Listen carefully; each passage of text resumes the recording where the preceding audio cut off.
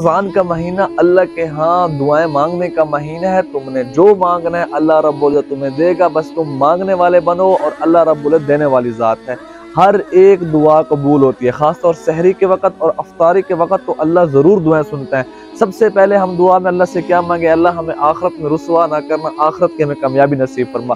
اس کے بعد تم نے اللہ سے دنیا کی جو چیز مانگنی ہے، ادعونی استجب لکم، تم مانگو میں تمہاری دعا سنوں گا، قبول کروں گا۔ تم نے بڑا گھر مانگنا ہے، اللہ سے مانگو۔ بہت سارے پیسے مانگنے، اللہ سے مانگو۔ کوئی کام نہیں ہو رہا، اس کام کے ہونے کے لیے اللہ سے دعا کرو۔ بڑی گاڑی مانگنی ہے، اللہ سے مانگو۔ اچھی بیوی مانگنی ہے، اللہ سے مانگو۔ اللہ رب العزت ضرور سنتا ہے۔ تو یہ نہ سوچا کرو کہ یار میں کتنے دنوں سے مانگ رہا ہوں، بار بار مانگ رہا ہوں، ابھی تک میری دعا قبول کیوں نہیں ہو رہی؟ بلکہ تمہاری ہر ایک دعا قبول ہو رہی ہے، بس تم مانگتے رہو، مانگتے رہو۔ بس اللہ رب العزت نے ایک ترتیب بنا رکھی ہے، قد جعل اللہ لکل شیء قدرا۔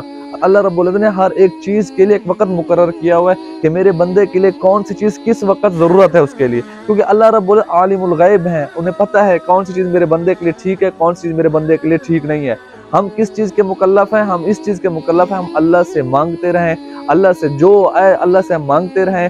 دینے والی ذات تو اللہ کی ذات ہے۔ ہم کسی دنیاوی بادشاہ سے نہیں مانگ رہے، کسی دنیا کے شخص سے نہیں مانگ رہے، اللہ سے مانگ رہے ہیں۔ وہ اللہ ہے، ہر چیز کا مالک ہے، خزانوں کی چابیاں اس کے پاس، زمین و آسمان کے خزانے اس کے قبضے میں، وہ بادشاہوں کا بادشاہ ہے۔ وہ اگر پوری دنیا کو، پوری کائنات کو اس کے مانگنے پر ان کی ہر چیز دے دے، پھر بھی اس کی بادشاہت میں، اس کے خزانوں میں ایک ذرہ برابر بھی کمی نہیں آ سکتی۔ تو میرے عزیزو، اس رمضان کے وقت کو قیمتی سمجھو۔ اللہ کی رحمت بارشوں کی طرح، موسلادھار بارشوں کی طرح برس رہی ہے۔ جو دل میں آتا ہے، چلتے پھرتے بیٹھتے نماز پڑھتے قرآن پڑھتے اللہ سے مانگتے رہو۔ اپنی نسلوں کے لیے مانگو، اپنے آخرت کے لیے مانگو، اپنی دنیا کے لیے مانگو، اللہ تمہیں ضرور دے گا۔